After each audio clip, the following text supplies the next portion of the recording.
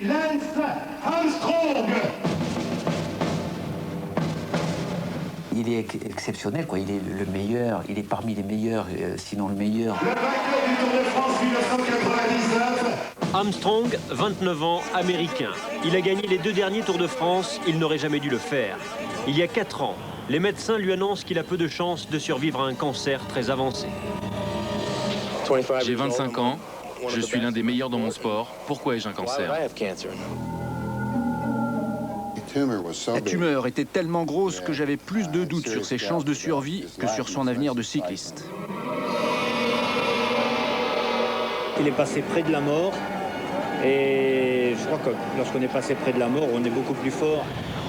Une résurrection miraculeuse. L'histoire est belle, mais suscite des interrogations. Tous les observateurs, tous ceux qui connaissent le vélo, le disent en dehors des caméras, quoi, que c'est pas possible. C'est pas possible. Tous ceux qui connaissent le vélo, qui font du vélo, voient quelqu'un de pédaler comme ça, disent c'est pas possible.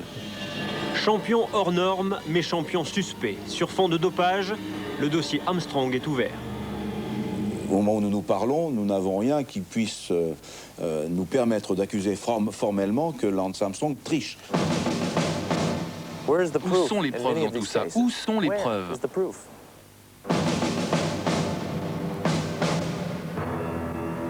Loin de ces considérations à Washington, un pays rend hommage à son champion, à la Maison-Blanche. Pourtant, rares sont les sportifs à être célébrés de la sorte. C'est un honneur pour moi d'être ici. Je donne la parole au vice-président Al Gore. Nullement intimidé par la situation, Armstrong affiche la même confiance que sur son vélo, et c'est lui qui anime la séance. Je vous ai amené l'un des maillots que je portais sur le Tour de France. Vous avez attiré sur vous le regard de tout un pays et vous avez conquis le cœur du monde entier.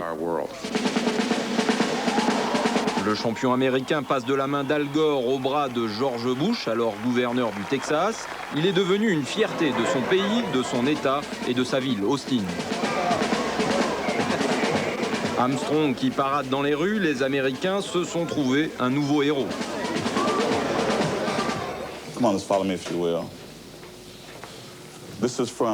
Ça, c'était lors de sa première victoire dans le Tour de France en 1999. Dans les couloirs du plus grand quotidien de la ville, Armstrong est en effet élevé au rang des autres stars du sport américain, comme Tiger Woods, le golfeur. Il est vraiment très populaire à Austin. Quant aux États-Unis, il n'est devenu un héros que depuis sa victoire dans le Tour de France 99. Avant ça, je ne suis pas sûr qu'il intéressait grand monde dans le pays. Aux États-Unis, comme en Europe, ce sont donc ces 2 victoires dans le Tour qui lui ont offert une telle notoriété. Aujourd'hui, le cycliste est reçu dans les plus célèbres shows de télévision. Ce sont aussi ces 2 victoires dans le Tour qui ont donné envie au public de s'intéresser à son histoire, devenue un best-seller.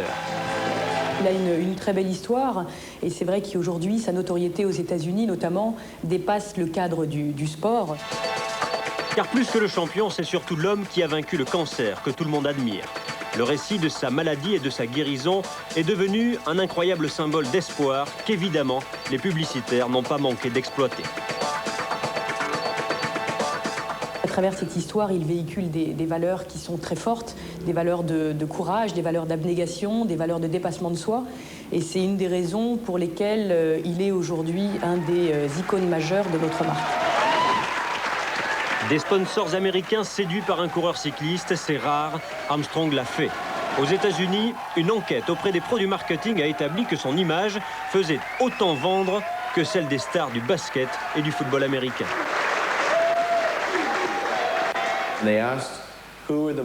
On leur a demandé quel était le meilleur athlète comme support publicitaire.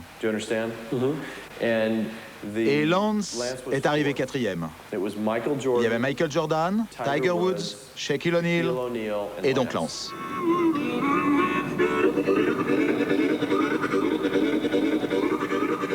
Austin, la capitale du Texas, 500 000 habitants, l'histoire a commencé ici.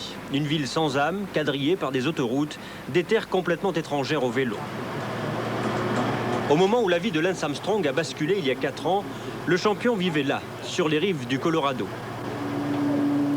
Bien avant celle du Tour de France, ses premières victoires dans le peloton lui assurait déjà un excellent standing. Villa de luxe de 500 mètres carrés en plein quartier résidentiel. À l'époque, Armstrong a déjà tout d'une star, même s'il n'en a pas le palmarès. En 93, en Norvège, il est certes devenu le plus jeune champion du monde, mais c'est surtout son arrogance qui le distingue dans le milieu. Je me rappelle que quand il est rentré dans le peloton professionnel, c'était quelqu'un... il avait du respect peut-être que pour lui-même. La première année, c'était pas toujours bien apprécié par le peloton.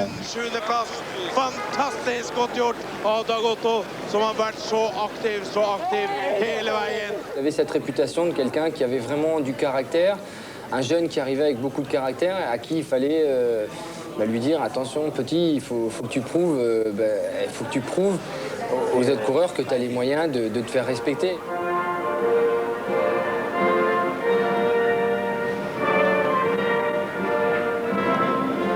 C'est donc ce jeune Texan, bourré de certitude et de confiance en lui, que la maladie va faucher un beau jour de septembre 96.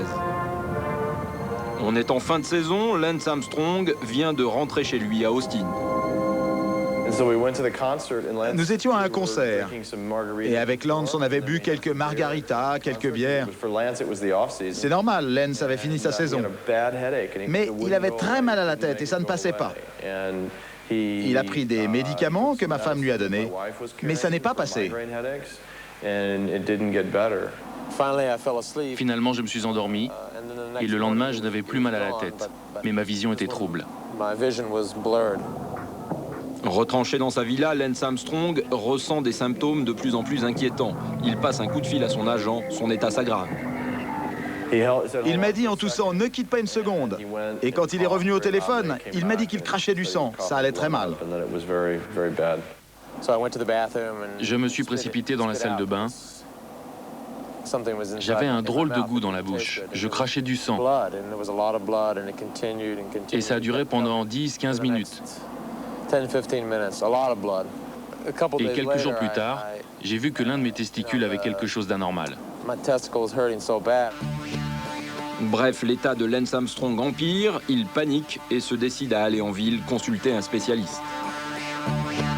Il a pris rendez-vous chez cet urologue d'Austin et va connaître dans les couloirs de ce cabinet de longues minutes d'attente et d'angoisse. C'est ici qu'on lui diagnostique pour la première fois son cancer. C'est dans ce bureau que Lance est arrivé. On s'est assis et nous avons parlé. Puis je l'ai examiné. Visiblement, il avait une tumeur. Alors je l'ai envoyé passer des radios et aussi faire des prises de sang de l'autre côté de la rue. Chez le radiologue, j'ai passé mes examens. C'était interminable. Plus d'1 heure pour passer de simples examens. Je devenais fou. Je me suis dit, il y a quelque chose de bizarre.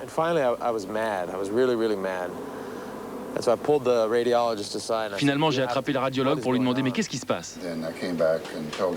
À son retour, je lui ai annoncé ce qu'il avait. Il y était préparé. L'opération pour l'ablation du testicule a été programmée dès le lendemain. L'opération a lieu le lendemain matin, à l'aube, au St. David's Hospital d'Austin. Armstrong fait face à sa maladie sans trembler. J'étais sous le choc des mauvaises nouvelles de la veille. Mais j'étais prêt à commencer le traitement. L'opération, la chimiothérapie, n'importe quoi. J'étais prêt à attaquer la maladie. Ce jour était la première étape. Le sportif est devenu un grand malade qui court de salle d'examen en cabinet de spécialistes. L'ablation d'un testicule subie la veille n'est que le début d'un long calvaire. Lance Armstrong doit consulter un cancérologue pour connaître l'étendue exacte de sa maladie. Les radios qu'il avait passées montraient des métastases dans la poitrine et les poumons. Et un scanner a révélé la présence de tumeurs dans l'abdomen. Alors il fallait procéder à une chimiothérapie. Car les métastases ont aussi touché le cerveau. Lance Armstrong doit subir une opération intracrânienne de 6 heures pour retirer 2 tumeurs. À son réveil, les médecins sont toujours très pessimistes quant à ses chances de survie. Je vous livre un secret. Quand j'ai eu le docteur Human au téléphone, je lui ai demandé ce qu'il fallait dire à Lance, car je pensais qu'il avait 0 chance de survie. Avec son cancérologue, on est quand même tombé d'accord pour lui dire qu'il avait 15% de chance de s'en sortir. Armstrong est ensuite soumis à 4 séances de chimiothérapie réparties sur 3 mois. Ce traitement de choc l'affaiblit énormément.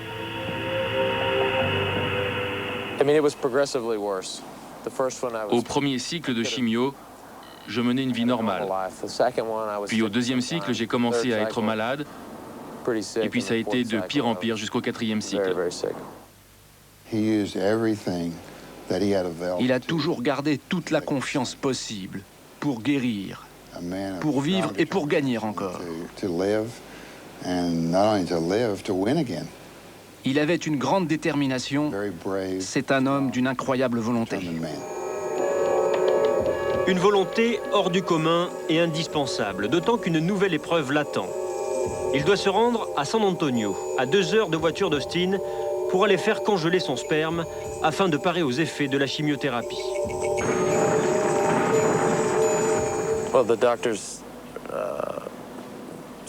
Les docteurs m'ont conseillé, comme à tous les patients qui subissent une chimiothérapie, d'aller mettre mon sperme à la banque. Je ne me suis pas posé de questions, j'ai suivi leurs conseils. Il devait déposer son sperme à la banque, car généralement ce traitement ne permet plus d'avoir d'enfants. Rendu stérile par sa chimiothérapie, Armstrong est physiquement très marqué par son traitement. Été 97, la vie du vélo continue, l'Américain se soigne, le Tour de France est parti sans lui. 400 mètres de l'arrivée. Ulrich toujours en 2e position. Richard Virenque qui le surveille. Les vedettes s'appellent Virenque ou le maillot jaune Jan Ullrich. À l'époque, l'absence d'Armstrong passe complètement inaperçue. C'est vrai que depuis le début de sa carrière, l'Américain n'a guère brillé aux premières places du Tour. Ulrich ne fait pas le sprint. Première victoire d'étape dans les Alpes pour Richard Virenque. L'athlète que nous avions connu au milieu des années 90, Lance Armstrong, je m'en souviens comme d'un coureur assez athlétique, un peu musculeux même, qui ne me paraissait pas doué intrinsèquement d'une classe de cycliste comme on peut en trouver chez Miguel Indurain ou chez Jan Ullrich et d'autres. Avant sa maladie, Lance Armstrong n'a donc jamais été aux yeux des spécialistes un potentiel vainqueur du Tour de France. De 93 à 96, il a même abandonné 3 fois sur 4 avant l'arrivée. En 95, il a certes réussi à rejoindre Paris, mais à la 36e place. Et vous pouvez voir ici que dans les étapes de montagne, l'Américain a toujours fini très loin des meilleurs.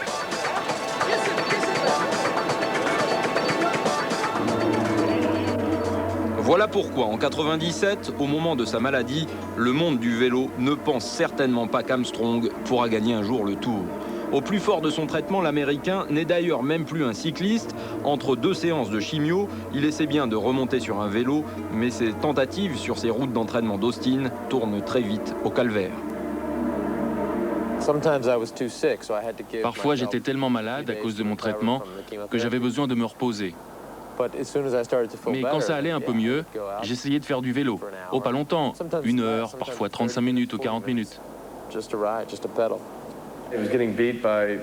Il se faisait doubler par des amateurs. Un jour, en montant une côte, il s'est même fait doubler par une vieille dame. Il était vraiment très malade. Et pourtant, 2 ans plus tard, le cancer est vaincu. Le traitement a été terrible, mais il a porté ses fruits. Lance Armstrong débarque sur le Tour 1999, complètement guéri.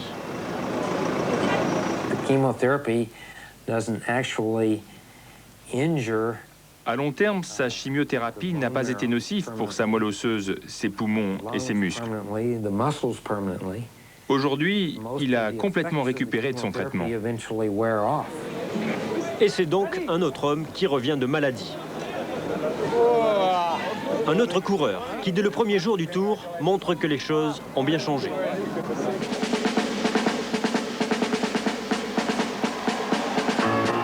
Aujourd'hui, c'est un retour exceptionnel pour lui. C'est son premier Tour de France depuis sa maladie. Armstrong frappe un grand coup dès la première étape. À la surprise générale, il remporte le contre-la-montre de 7 km devant tous les spécialistes. En fait, ce jour-là, l'Américain devient le patron du Tour. Plus qu'un coup d'éclat, cette victoire marque le début d'un règne qui dure depuis 2 ans. C'est vrai qu'en 99, c'était pas tellement prévu que Armstrong surgisse un peu comme ça. Je ne vais pas dire du néant, mais nous savions tous qu'il revenait de loin, qu'il était redevenu un bon coureur. Et c'était déjà une formidable bonne surprise. Et voilà que dans ce Tour 99, il a éclaboussé les autres de sa force, de sa volonté, je crois. Et Armstrong attaque. Armstrong attaque et Armstrong va gagner. Cette incroyable résurrection soulève évidemment bon nombre d'interrogations. Parfaite de l'Américain. Comment est-il revenu plus fort après une telle maladie? La presse se pose des questions sur les raisons de cette métamorphose miraculeuse. Armstrong, ça c'est fort. Alors ça c'est fort. Lance Armstrong a fait un numéro exceptionnel. Les plus bienveillants expliquent que c'est le cancer qui permet à Armstrong de dominer aujourd'hui le Tour. La maladie a transformé son corps. Démonstration par l'image. À gauche, Armstrong avant le cancer, à droite, à son retour. À gauche, Armstrong est une force de la nature, sa carrure est imposante, ses cuisses volumineuses. C'est quelqu'un qui vient du triathlon, donc c'était un bon nageur, un bon coureur à pied et un bon cycliste. C'était quelqu'un de très musclé, très fort, près des 80 kilos. Quand il revient de chimiothérapie, sa silhouette est plus fine. Il a perdu 8 kilos et franchit la montagne avec les meilleurs. Il grimpe, forcément, puisqu'il est plus léger. Il est devenu un peu plus coulé dans les contre-la-montre, c'est-à-dire qu'il a travaillé sa position. Et c'est véritablement une métamorphose et une belle surprise, car ce champion un peu tout-terrain, un peu touche-à-tout, est devenu tout à coup un coureur plus racé, plus léger, qui du coup a le profil d'un vainqueur du Tour possible. Et le fait est qu'en 99, il gagne le Tour. Reste que l'hypothèse de la transformation physique due à la maladie ne satisfait pas tout le monde. Les jeux de mots ambigus s'affichent à la une des journaux. Dans le monde du vélo, certains spécialistes s'étonnent ouvertement des performances extraterrestres du champion américain. Antoine Veillé a publiquement fait part de ses doutes à la barre du procès Festina. Il est entraîneur de coureurs professionnels. Écoutez son analyse devant les images d'une étape de montagne du Tour 99. Il se retourner, la regarder. Armstrong, Joulet et Dufaux. 32 secondes, oh, l'attaque d'Armstrong. Attaque d'Armstrong, ça c'est fort. Donc ce qui est surtout surprenant, c'est dans l'attitude et dans la puissance qu'il développe. Là, il met sa main sur son frein pour freiner dans un virage et il repart en sprintant, comme dans une descente en fait. Il aborde la montée comme une descente. Trop fort Armstrong pour tout le monde. Trop facile aujourd'hui, là il assomme l'étape. Ce qui est assez exceptionnel, c'est qu'il n'y a pas je veux dire au niveau biomécanique, il n'y a pas de signe de fatigue alors qu'il est dans une pente très dure. Et ce qui est extraordinaire, c'est qu'au niveau biomécanique, il n'y a pas non plus de signe de décélération alors qu'on devrait aborder un col et décélérer au fur et à mesure de la montée du col. C'est-à-dire on devrait partir au départ du col, je sais pas, à 35 à l'heure et puis finir à 30 à l'heure normalement si la déclivité est la même. J'ai le sentiment que cela fait partie un petit peu des contre-arguments ou de l'argumentaire contre Armstrong sans que ce soit formellement démontré. Moi, il me semble que dans une course dont l'arrivée est en côte, on a intérêt à s'économiser plutôt dans la première partie de la montée pour faire la différence à proximité de l'arrivée. Bon, ce sont des impressions intuitives, si vous voulez, hein, qui ne sont pas scientifiques. Face à ses accusateurs et ses avocats, Lance Armstrong continue d'aligner des performances exceptionnelles. Cette année encore, dans le contre-la-montre entre Fribourg et Mulhouse, l'Américain, indifférent au débat qu'il suscite, a étonné tout le monde. Il va rouler en moyenne à 54 km/h, ce qui est le record du monde de vitesse pour un très long contre-la-montre sur un parcours normal, pour un parcours en descente. Alors ce qui est très bien dans les contre-la-montre, c'est qu'on est capable maintenant, avec toutes les technologies, avec une connaissance de l'individu, de sa morphologie, de sa position, de son poids, comme pour une voiture, les chevaux, on est capable de dégager la puissance qu'il dégage. Et on sait que pour contre-la-montre d'Armstrong, il a dégagé une puissance qui est entre 450 et 500 watts de moyenne. 450 watts, on dit que pour un cycliste, c'est possible de les développer pendant 6 ou 7 minutes. Et lui, il développe ça pendant plus d'1 heure, ce qui lui permet de rouler à 54 km/h. Donc c'est une performance qui est complètement dénaturée, sans référence. 54 km sur un parcours tout plat avec le vent dans le dos, moi je sais que c'est possible. Et moi je suis scandalisé que ce monsieur se soit scandalisé publiquement. Tous les observateurs, tous ceux qui connaissent le vélo, je veux dire, le disent en dehors des caméras, quoi, que c'est pas possible, c'est pas possible. Tous ceux qui connaissent le vélo, qui font du vélo, voient quelqu'un de pédaler comme ça, disent c'est pas possible. Moi j'ai parlé avec des coureurs qui ont pris de l'EPO et qui savent comment ça se passe quand ils ont pris de l'EPO et quelles impressions visuelles cela donne. Donc par rapport à Armstrong, il n'y a aucun doute par rapport à ça. Pour moi, il faut avoir des preuves. Vous devez avoir été reconnu positif. Tant que vous n'avez pas ça, vous ne pouvez pas blâmer ou accuser publiquement quelqu'un. Vous devez avoir des preuves. Où sont les preuves? Des preuves difficiles d'en trouver. Et ce ne sont certainement pas les contrôles antidopage qui peuvent nous y aider. Démonstration justement avec Lance Armstrong, le 1er septembre 1996, un mois avant le diagnostic de son cancer. Il participe à une course en Belgique, le Grand Prix Eddy Merckx. Ici, nous pouvons vous dire qu'Armstrong était positif, mais que le contrôle effectué à l'arrivée n'a rien décelé. Et c'est son cancérologue qui nous explique pourquoi le test aurait dû révéler quelque chose d'anormal. Ces tumeurs produisaient une substance appelée HCG, Human Chorionic Gonadotrophine, en quantité très élevée.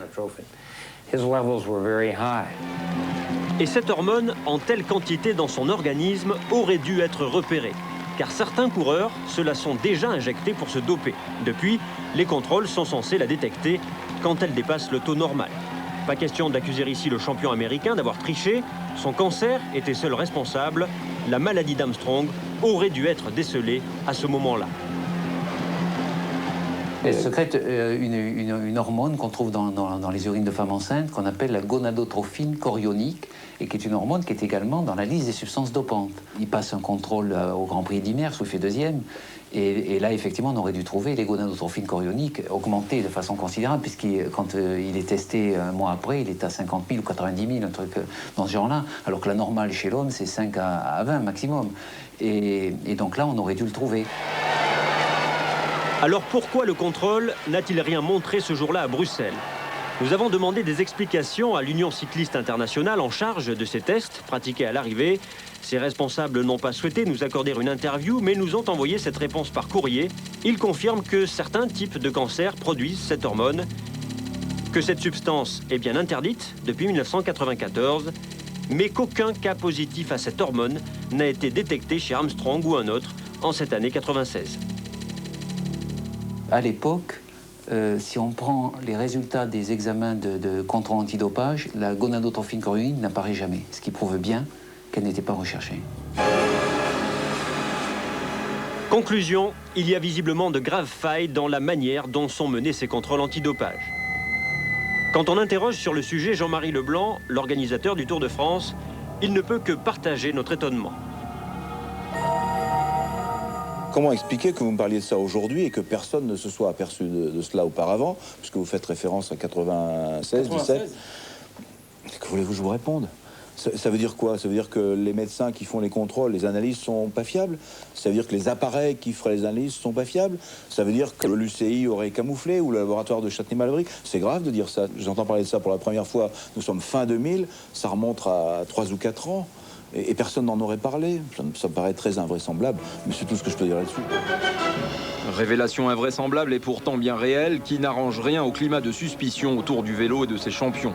Car ces dernières semaines, une autre affaire vient d'éclater. Elle concerne encore Lance Armstrong et ses coéquipiers. Des journalistes ont découvert en race campagne des sacs poubelles contenant des compresses et des emballages de médicaments et de seringues ayant pu être utilisés cet été par le vainqueur du Tour et son équipe. La justice a ouvert une enquête. Parmi les produits trouvés, un nouveau nom, Lactovégin, est certainement le plus suspect. Ce produit a pour caractéristique d'améliorer la diffusion du glucose dans les cellules, donc d'apporter l'énergie, d'améliorer la diffusion de l'oxygène, donc c'est un sucédané, un remplaçant de l'EPO, et donc l'actovégin est utilisé par les cyclistes. Donc c'est pas encore dans la liste, ce n'est pas dans la liste des substances dopantes, et c'est quand même si c'est pas dans la liste, c'est une conduite dopante. Que faut-il en penser? L'enquête qui est en cours le dira. Jusqu'à aujourd'hui, on ne peut pas dire qu'il y a matière à suspicion à l'encontre de l'équipe US Postal de s'être dopé. Désolé, mais il n'y a pas de preuve. Dans le pays où j'ai grandi, vous êtes innocent jusqu'à ce que l'on prouve que vous êtes coupable. En France, vous êtes coupable avant même d'avoir eu l'occasion de prouver que vous êtes innocent. Le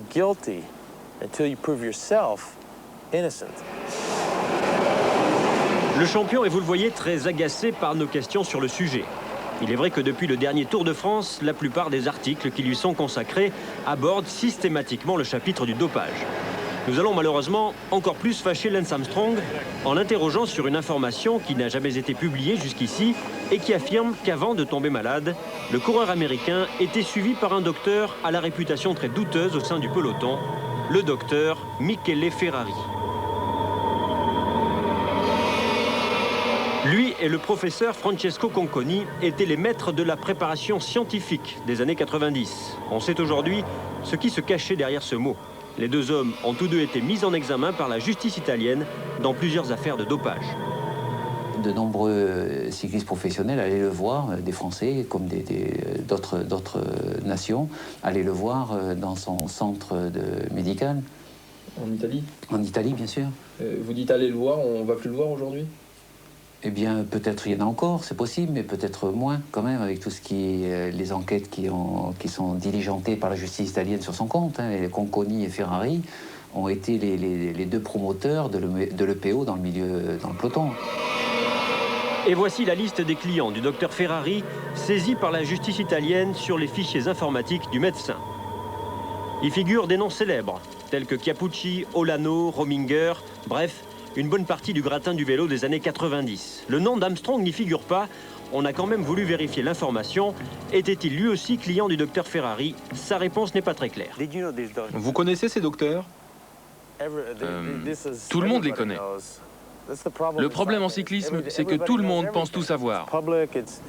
Et quand la question se fait plus précise, Armstrong ne répond pas et hausse le ton. Avez-vous travaillé avec ces gens-là? Ce n'est pas le problème. J'ai mon entraîneur, mon directeur sportif, mes médecins. Dans le vélo, tout le monde dit n'importe quoi. Tout le monde pose des questions. Tout le monde est suspicieux. Ça suffit.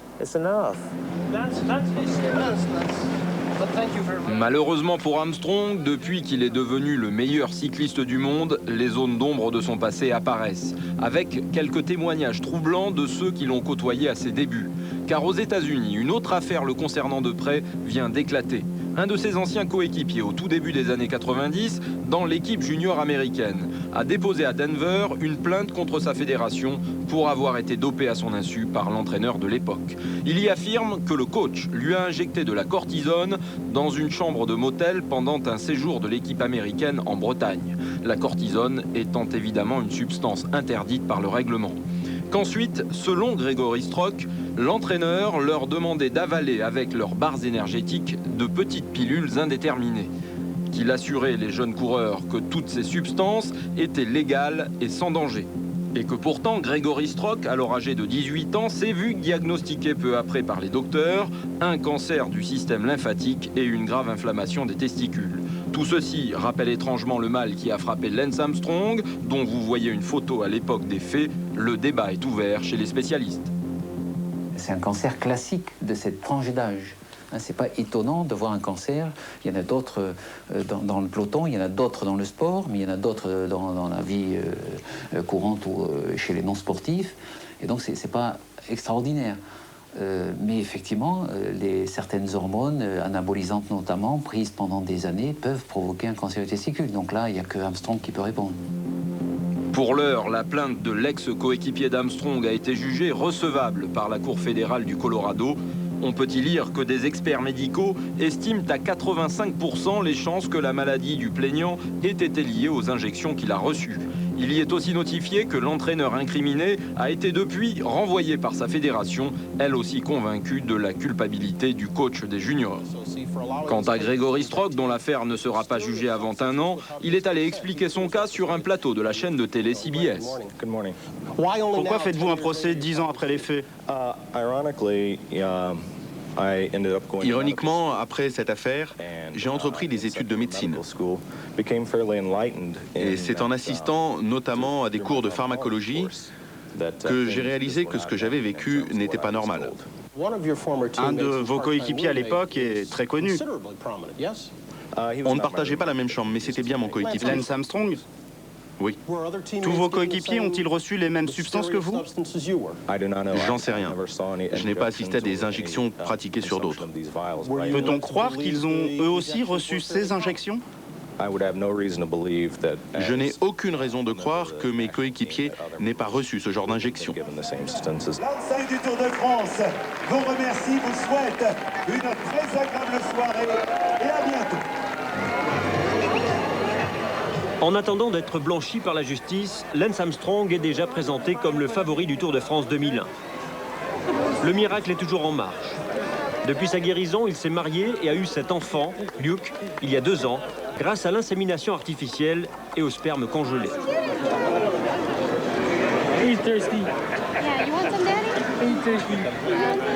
Pour l'heure, le climat d'affaires et de suspicion qui se développe autour de lui n'a rien changé.